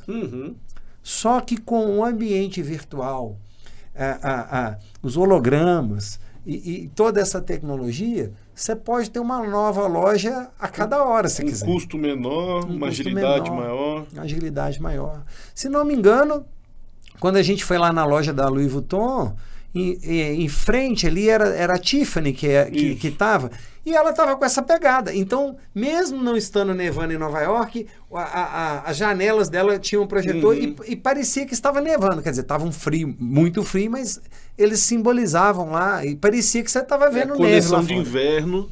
E eles criaram essa ambientação. E provavelmente, como era tudo em LED, mudando de estação, eles conseguem outono, inverno. Então, essa multissensorialidade está ligada a isso. É você gerar experiências visuais intensas. Inclusive, muito valorizado pela geração alfa. Quer dizer, então, aí você já começa a emendar falando assim, poxa vida, como que eu vou atrair a atenção desses novos clientes? Então, é essa a pegada. E você trouxe aí geração alfa, novos clientes. Outro tema muito falado, conflito geracional. Estamos aí com 6 gerações ao mesmo tempo convivendo. E a gente falando de personalização, como é que eu personalizo uma coisa se eu tenho um mundo de gente completamente diferente no mercado? Tem uma coisa que eu falo o seguinte, a questão não é o produto diferente, é a forma de você mostrar esse mesmo produto para pessoas diferentes. Eu estava ontem com um cliente meu, e um cliente que está começando agora, engatinhando agora no marketing. E ele vende produto, material de limpeza, e o mesmo material de limpeza é para hospital, mas ele também pode ajudar a escola, pode ajudar supermercado. Só que a aplicação é diferente. Se você faz uma comunicação genérica, você não está falando para ninguém. Agora, se você vai lá e fala, ei, você que é de supermercado e sofre com problema de não sei o quê, poxa vida, você já fez isso de forma direcionada. Então, essa personalização que a gente está falando é como você conversar a linguagem das gerações, fazendo com que você desperte o interesse dessas gerações, né? Então, quando a gente olha para isso, se você para pensar assim, meu pai tem 82 anos, meu pai, muita tecnologia vai afastá-lo. Uhum. Então, ele precisa ter naquela empresa que pretende conquistar a atenção do dinheiro dele, alguma coisa que tenha a ver com o estilo de vida dele. Ok? Mas essa empresa não pode ter só isso, ela tem que conversar com a outra geração. Porque senão também ela não vende. Senão fica muito nichado. Senão fica muito nichado. Então, o desafio do comércio não é vender para um único público, é conseguir comunicar de formas diferentes com vários públicos. Então, por exemplo, quando a gente vai falar da geração Y e da geração Z, né? Então, o que nós estamos falando? Nós estamos falando que já são pessoas que já partem do pressuposto que você tem um aplicativo. Você não tem aplicativo? Não? Como? Como que alguém nesse dia de hoje não tem aplicativo? Gostam da live commerce, elas já querem conversar com alguém de outro lado da tela. Já são pessoas que cresceram com a consciência mental muito maior do que a minha, por exemplo. Então, elas querem entender se faz teste em animais, se está engajado com alguma coisa, e querem pagar de forma facilitada. Então, você quer parecer um ET para esse, quando você pergunta se você aceita por aproximação, aí o lojista fala, o quê? What? Não, peraí, não. Você tem que estar antenado. E nisso eu tenho até que dar os parabéns para o varejo brasileiro, porque eu falo assim, como é para receber, todo mundo corre atrás, né? É aquela boa velha história. Você não tinha um meio de pagamento, escutou isso a primeira vez, você achou que isso é meio estranho. Você não quer voltar para trás, uma vez que você tem uma facilidade, né? Da terceira vez que você escuta, você aceita aquele meio de pagamento, você já está procurando saber quem fornece aquilo para você trazer, porque você não quer perder receita. Então, essa geração, ela quer ver mais vídeos do que foto. E ela quer ver vídeos em situações reais e não em vídeos produzidos demais. É uma geração que acredita mais no depoimento de outro falando sobre o produto do que da própria loja.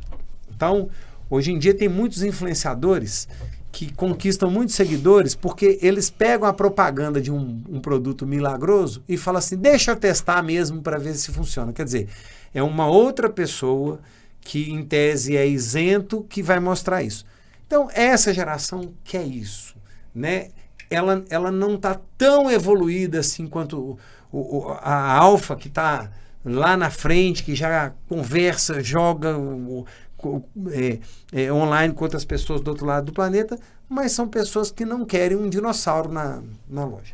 Eu acho que o segredo está em você, lojista, entender que você precisa conhecer as características das gerações, analisar qual é o público que você quer atender no seu negócio e realmente responder, oferecer no seu negócio atributos, processos, talvez até produtos específicos, mas você precisa estudar e conhecer a diferença das gerações. Isso, tanto é que a personalização vem disso. Quando a gente está falando da hiperpersonalização, fala muito disso.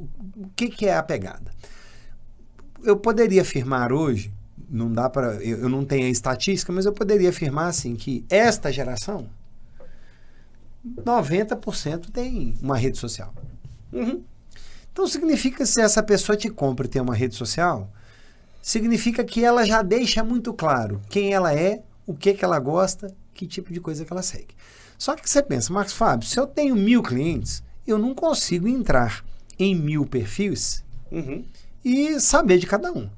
Mas eu posso ter uma solução de IA, ao agente de IA voltando lá, que me diga quais são os perfis de pessoas que são os meus clientes, que gostam, por exemplo, de blusa básica. Que são mais básicos, que têm uma pegada mais de natureza.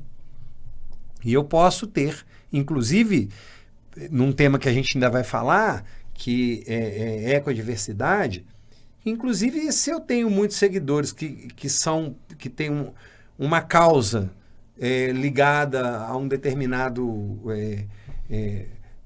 ambiente, sei lá, ou causa animal, ou causa do idoso, se a gente tem muitos seguidores, talvez seja ali a bandeira que eu tenha que levantar para poder gerar identidade.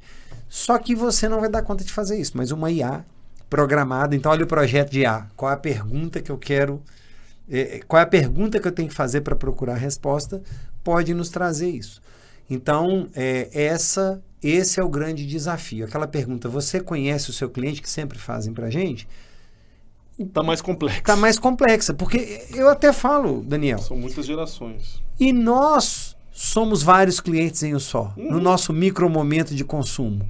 Hoje, na hora do almoço, eu tenho um almoço de executivo. Eu vou num restaurante mais refinado, eu sou o executivo. Mas na sexta-feira, no último horário do dia, eu quero um churrasquinho sentado num banco, falando besteira e comendo e tomando uma cerveja no bico. Sei lá, os micromomentos de consumo são diferentes.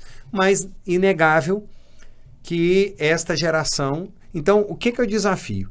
É quando eu vou na loja, reconheço as gerações pelos meus vendedores. Então, quer dizer, eu tenho que ter um vendedor que conversa com a geração Baby Boomer. Eu tenho que ter vendedor que conversa com a geração Alpha ou com a geração Y. E é tão natural isso que se você coloca lá 5 vendedores de gerações diferentes, na hora que o cliente entra, e se você deixasse o vendedor estático, este cliente já iria se direcionar com o vendedor que tem mais a cara dele. Né? Instintivo. Né? Instintivo. Muito bem. Algo mais sobre conflito de gerações? Tem um aqui que eu quero trazer, que é a diferença aqui. Inclusive um termo que surgiu muito esse ano, não sei se você teve a oportunidade de escutar, é que eles estão... Já é um termo novo que está vindo. Eles estão juntando o Z com o alfa. Estão chamando de Zalfa. Os alfa. Estão falando assim, os alfa, né? Os alfa. Tá juntando isso. Tem uma diferença aqui básica para outro. Essa geração que está vindo, você vai ter... Eles gostam de experiências mais imersivas. São mais intensos. Gostam de games. Então, gamificar o seu negócio, né? Trazer aquela coisa igual da loja do Harry Potter, que você tem que passar em cada lugar da loja e tem que descobrir qual é a peça para no final você ganhar um brinde. São movidos para isso. Então, games são bem-vindos. Né, que criar games. Aí uma vez uma pessoa me perguntou, mas como é que eu crio um game? Eu falei, já brincou com seu filho de caça ao tesouro? Isso é um game. Né? À medida que o bom e velho álbum de figurinhas que você tinha que preencher lá, aquilo é um game. O desafio é conseguir completar o álbum. Então é propor um desafio, ter alguma dinâmica, né? Já são pessoas que já entram muito no caminho da realidade virtual, realidade aumentada. Então, a presença daquele óculos para gerar aquelas experiências. Então, porque ele já vive isso muito mais do que a geração X, do que a geração Y, e quem dirá a nossa, né? Então... E eles já têm autonomia de consumo muito cedo. Eles já escolhem o que querem muito cedo. Não só escolhem, como influenciam, inclusive. Exatamente. Né? Então tem muito isso. E aí, o espaço de entretenimento para eles é fundamental. Mas é diferente. Não é só mais o entretenimento. Por exemplo, o restaurante tem que ter o parquinho pula-pula, né? Para as crianças brincarem. Que bom, vão gastar energia lá, né? Mas nós estamos falando de muitas vezes você ter espaço de entretenimento, inclusive digitais. Né, de criar ali um ambiente ali de competição, um espaço para ele experimentar. Então, essa história de experimentar a sua roupa online, essa coisa, então tem muito disso. E tem uma coisa muito legal falando dessa geração.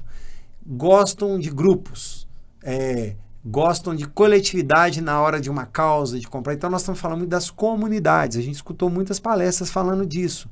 Grandes marcas deixando comunidades lá com 150, 200 pessoas, e que quando vão lançar um produto, entram nessa comunidade. Então, atenção aí, comunidade não é quando você cria uma comunidade e entra lá de vez em quando, não. É ter interação constante, vai testar, e aí você tem um canal aberto e essa pessoa pode falar com você diretamente. Então, quando a gente coloca aqui, né, que a gente a vida inteira acostumou de cima para baixo, né, era do topo para a base. Então, a empresa decidia uma coisa e era isso que ela empurrava lá para baixo. Agora não, é bottom-up, ou seja, é o que a comunidade está falando, que está vindo, as empresas estão assumindo como como estratégia, né? Gostam muito de causas, então se difere um pouco por causa dessa intensidade, uma intensidade maior. Okay? E influenciam muito as outras gerações. A gente percebe, inclusive foi falado isso na NRF, que muitos pais já assumem algumas características dos filhos, porque os filhos eles trazem isso e são ativistas, no sentido de: pai, não acredito que você está consumindo essa marca eu li que não é uma marca sustentável. Mãe, não acredito que você está consumindo isso. Então eles já têm essa questão de influenciar outras gerações, por isso que é preciso ficar de olho. O lojista ele tem que estudar e entender melhor aí o que move essas novas gerações para conseguir oferecer no seu negócio. E vamos lembrar que essa geração é uma geração que vem com muito conhecimento, muito conteúdo, mas ainda, para algumas coisas, não tem a experiência de vida. Então, Claro. acabam sendo muito efêmeros, né? Quando a gente vai ficando mais velho, você vê uma coisa e fala: não vou criticar, porque tem que ver os dois lados da história. Essa aí não, viu uma coisa, já sai sentando o dedo lá, já vai compartilhando, já vai fazendo cancelamento. já vai cancelando, então tem que tomar cuidado com isso, né? Muito bem. Já estamos partindo aqui para a parte final dos nossos destaques. Queria falar com você um pouquinho sobre o que foi dito de experiência do colaborador da NRF desse ano. Foi um tema relativamente novo, a gente não tinha parado para... E não teve muitas palestras disso, não. Na verdade, esse tema surgiu nas falas de quando se estava falando de experiência do cliente, também surgia falas falando que temos que cuidar da experiência do colaborador. Uhum. Isso tem a ver muito, Daniel, com essa nova geração.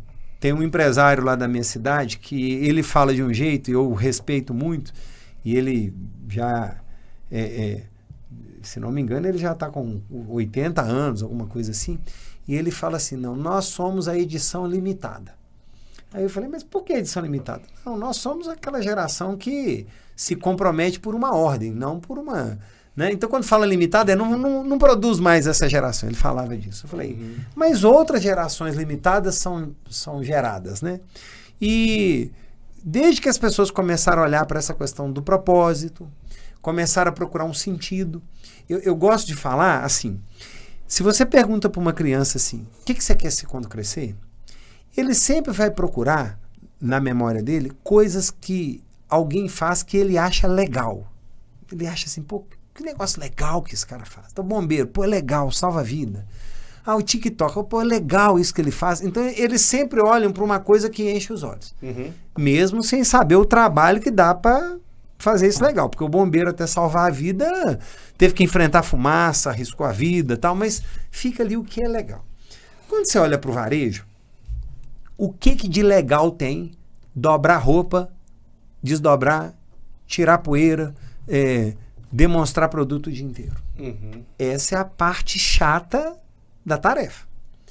Só que se você não tem a habilidade de demonstrar para essas pessoas o que você faz de legal, ele só vai ficar com a parte chata. Então, eu trabalho com sucessão familiar já há muito tempo, e o que a gente fala muito na sucessão familiar? O filho vai querer continuar o negócio do pai pela forma como o pai chega em casa. Se o pai chega em casa todo dia, cara fechada, bravo, só contando os problemas que teve na empresa, e de repente, às vezes, sendo até ríspido nas respostas com o filho, ele vai falar assim: quê? Isso que meu pai faz aí não quero para mim não quero chegar em casa assim não. É exatamente dessa forma. Então, um dos grandes influenciadores que vai fazer o seu filho seguir a sua profissão ou não é a forma como você demonstra a sua relação desse negócio, a sua relação com esse negócio. E a mesma coisa está ligada à experiência do colaborador. Se ele não consegue perceber algo de legal que ele faz, ele não vai conseguir engajar, porque essa geração que engajava, porque era uma ordem, então se mandou eu obedeço, ela não se engaja mais por Vai isso. procurar outro lugar para trabalhar. Ela vai procurar outro lugar para trabalhar. E o turnover alto, e aí a pessoa não se encontra, e aí é muito mais fácil criticar, é muito mais fácil falar que o problema está nessa geração. Mas a pergunta que eu sempre faço, e eu acho que isso é um tema legal, esse é um tema que dá para discorrer aqui, como que eu vendo o meu negócio para o meu colaborador? Uhum.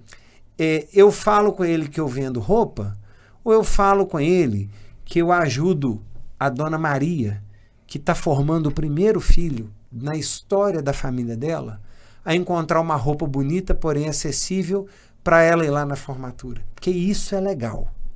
Agora, tudo que eu tive que fazer para isso acontecer, não sei se é tão legal assim, porque demonstra que eu tive que dobrar, desdobrar, ir no estoque, procurar várias coisas. Mas quando eu vejo a história que está por trás daquilo.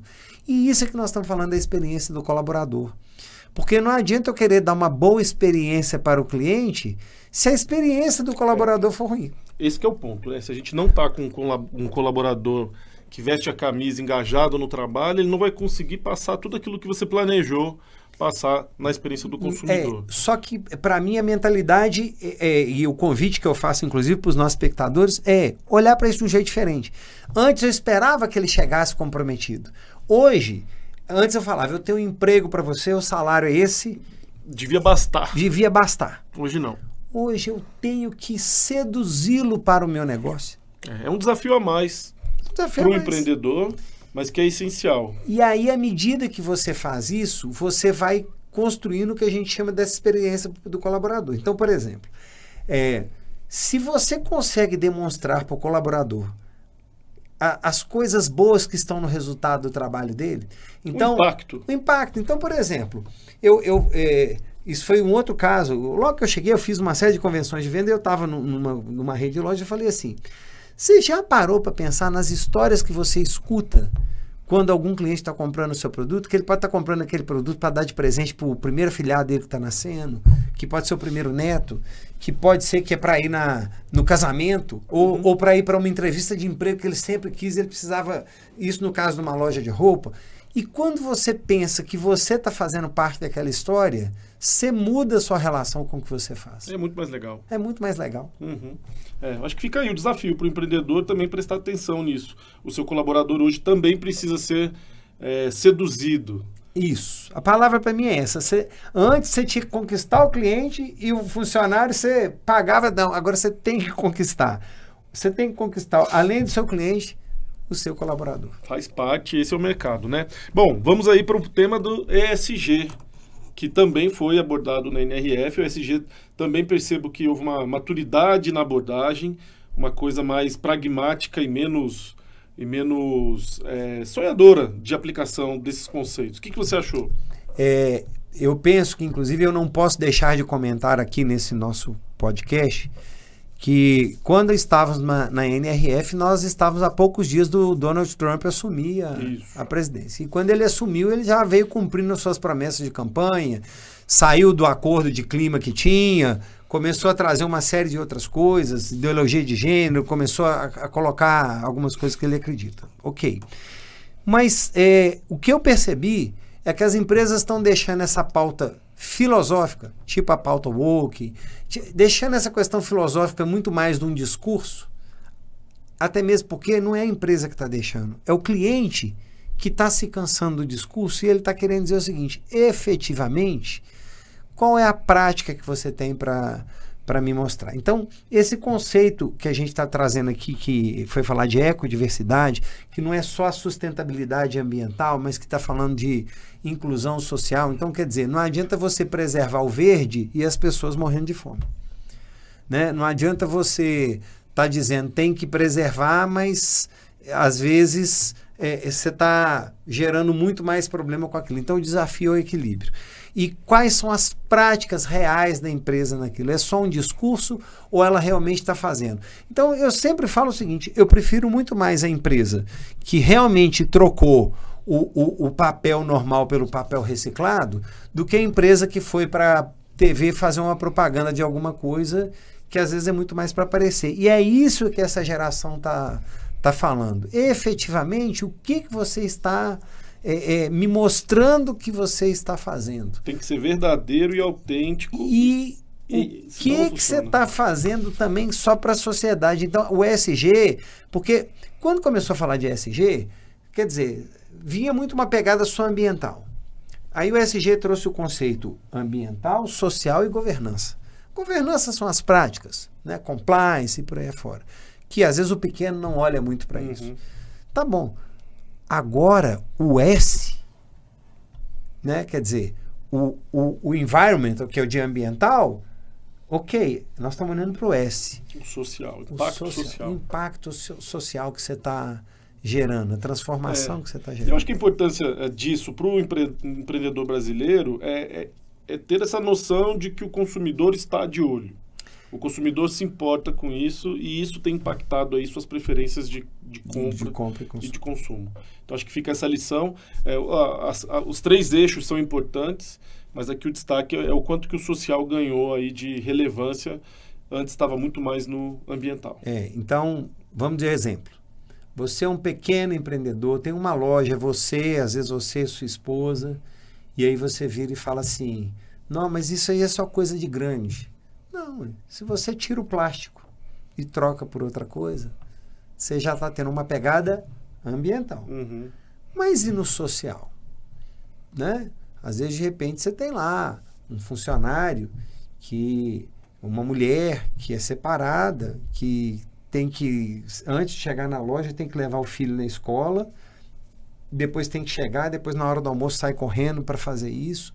E às vezes você não olha para aquilo e às vezes você pode ter uma ação para com aquela pessoa olhando para isso de uma forma diferente. Ah, mas eu estou fazendo para um. Mas você está fazendo para um, mas todas as outras vão se sentir abraçadas, né? Exatamente. Então você começa a olhar para pequenas coisas. É um monte de uns que vão fazer os milhares. Né? Não, e nesse aspecto, os associados das nossas CDLs têm oportunidade, porque todas as CDLs, em geral, promovem ações sociais relevantes nos seus municípios e os associados sempre são convidados a participar de alguma maneira. Acho que isso já é um bom caminho, né, para cada um tentar fazer a sua parte.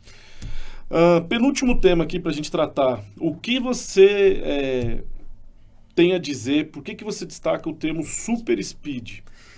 Porque se a loja online, se o e-commerce está numa velocidade absurda, então pensa comigo.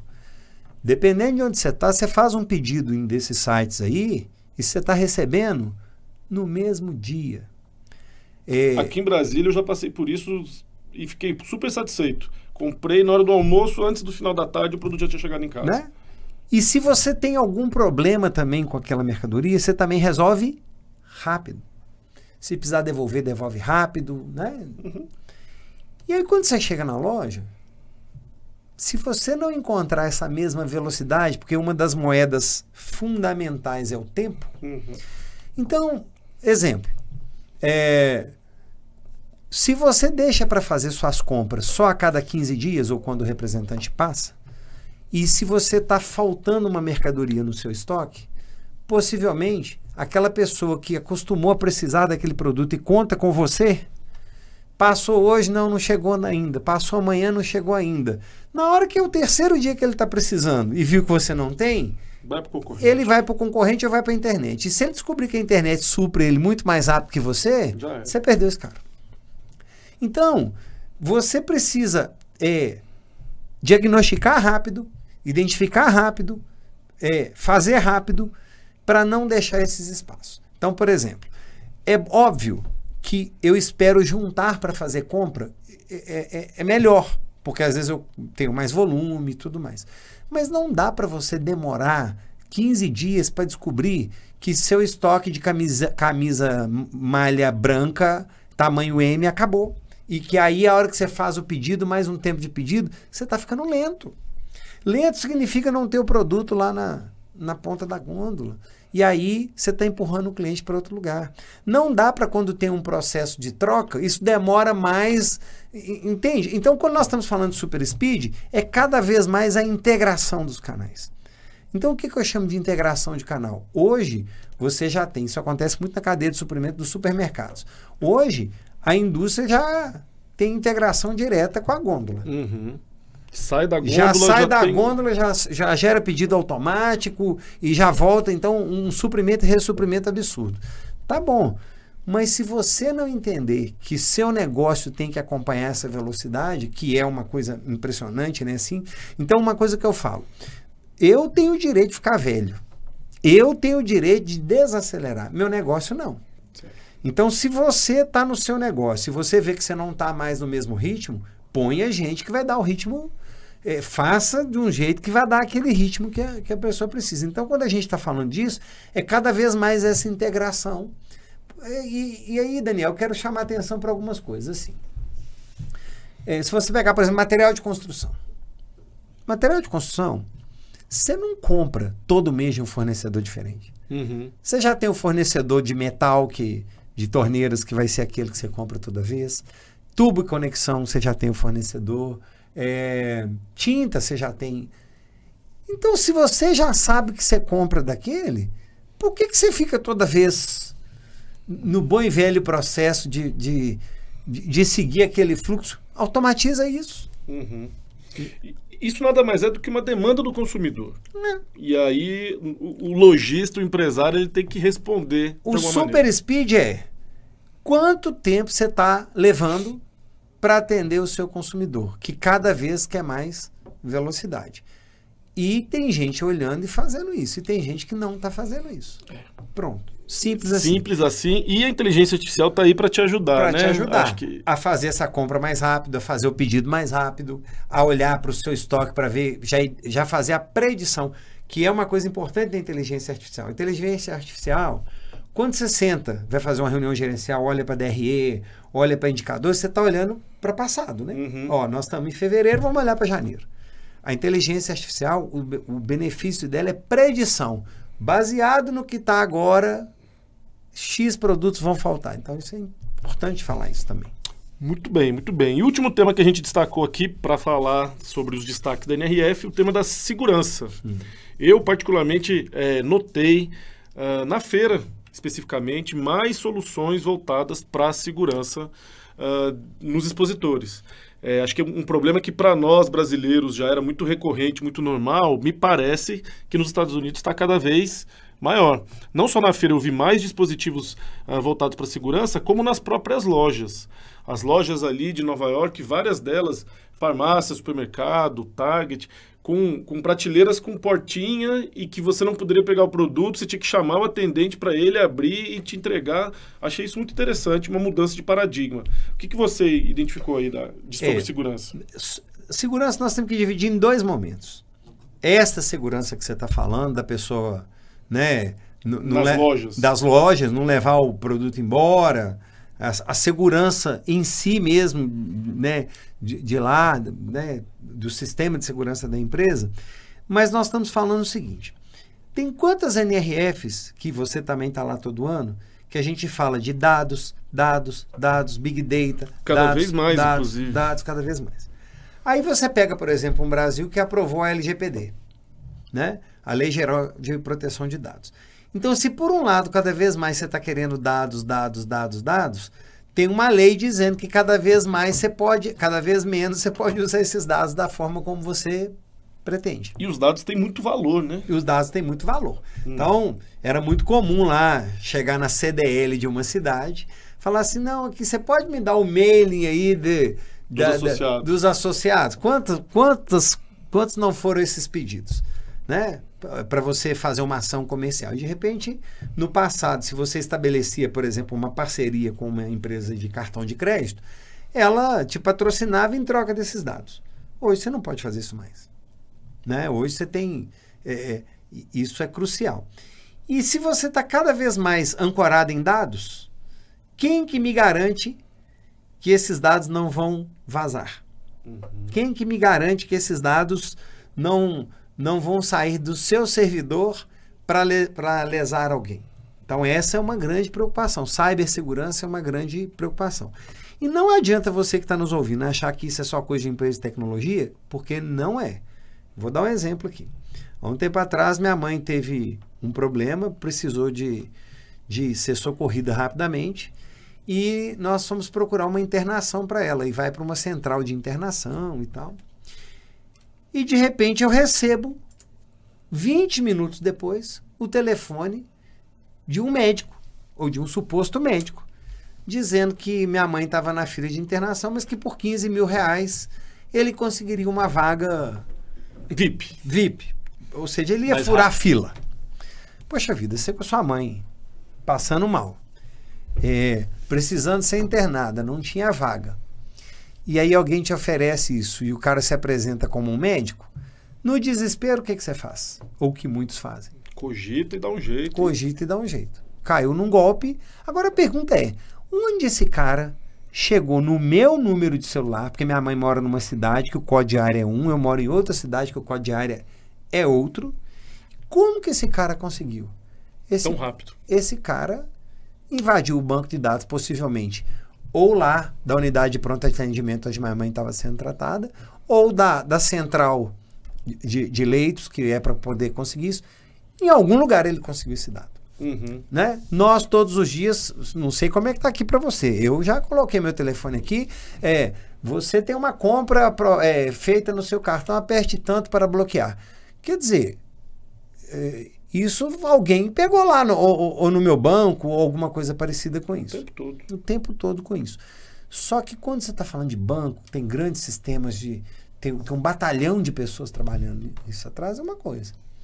Nós estamos falando, então, de cibersegurança, falando no que você pode estar lesando um cliente. Então, se por um lado, a gente está falando que tem que ter dados, tem que ter dados, tem que ter dados, tem que ter dados, né? Eu acabei de fazer uma compra antes de vir para cá, né? Não sou daqui de Brasília, a pessoa me cadastrou, pediu todos os meus dados. Quem que me garante que aquela empresa vai proteger esses dados dessa forma? Então, esse é um ponto, né? Esse ponto que você tocou, que tem muito de empresas de tecnologia, que já é muito comum, né? O telefone está preso por um cabo de aço. Então, isso é para preservar mesmo o mostruário aí. Mas o que eu mais vi falar, e falou-se muito, está ligado à questão da cibersegurança aí. E muita tecnologia aplicada em sensores, né? Você tinha até trazido o exemplo. A inteligência artificial já detectando um movimento de furto.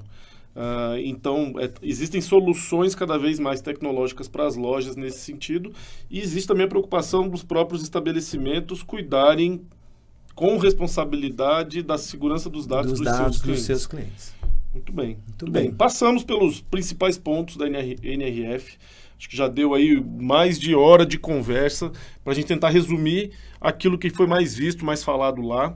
Mas eu queria pedir já para você providenciar aí suas mensagens finais para os nossos ouvintes. Te agradeço de novo por ter nos acompanhado e elogiar muito o trabalho que você faz com a gente. A gente levou um grupo aí de 80 líderes, mais ou menos, do sistema CNDL, e você nos ajudou muito lá para fazer esse processo de conhecer a feira, identificar os temas mais relevantes, está aqui compartilhando com todo mundo que está ouvindo aí esses conhecimentos. Obrigado. Deixa aí sua mensagem final pro pessoal. Bom, eu que tenho que agradecer, né, Daniel? Porque se eu tô aqui é porque vocês depositaram confiança no meu trabalho. E eu falo que é um desafio, porque uma coisa que eu respeito muito na CNDL e, obviamente, em todos os seus associados, é também o nível de exigência do grupo, né? São pessoas que estão com acesso ao mundo, então são pessoas que você tem que trazer o melhor para eles mesmos, porque eles também estão antenados, cada um está estudando dentro do seu segmento. Como mensagem final, eu queria dizer assim, eu estudo varejo há muito tempo, eu sou varejista, então há muito tempo eu tenho essa pegada, né? Assim, eu trabalho com consultoria, mas eu falei, eu quero ter uma coisa minha também para... eu quero ser cavaleiro com um cavalo. Eu escutei isso uma vez, uma vez eu escutei isso, eu falei, ótima essa frase. O que eu sempre falo é assim, primeiro, movimento gera movimento. Então... às vezes as pessoas me perguntam, precisa ir todos os anos na NRF? Eu falo assim, quando você está lá todos os anos, não parece que as coisas estão evoluindo, porque você está ali todos os anos vendo. Então você vê um tema hoje, outro ano, então você está vendo isso aos poucos. Fica sem ir 2 ou 3, que quando você volta lá parece que... mudou tudo. Parece que mudou tudo. Então é movimento, né? Temos que estar antenados. E uma outra coisa que eu queria dizer também, talvez para acalmar o coração das pessoas que às vezes se sentem aflitos, é que o movimento é importante.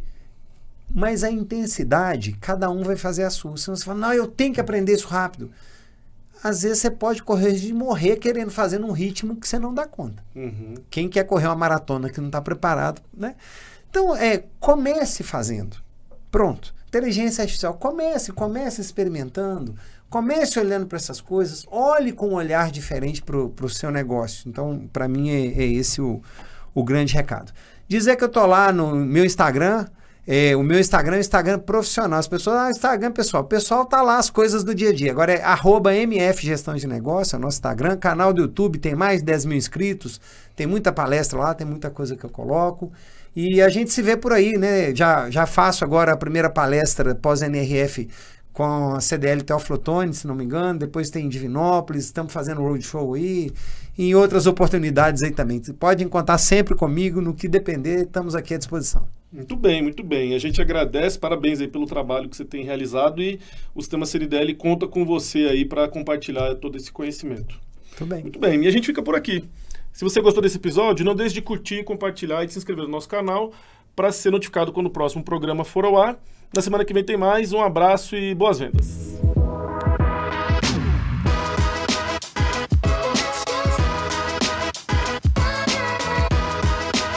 Este foi o Varejo SA Podcast. Se gostou, você também pode escutar os episódios anteriores no seu tocador de podcast preferido. Para conferir este e outros conteúdos de interesse do setor, acesse varejosa.org.br. E lembre-se de seguir a gente nas redes sociais. O nosso @ é o Sistema CNDL. Já no YouTube, procure por CNDL Brasil para nos encontrar.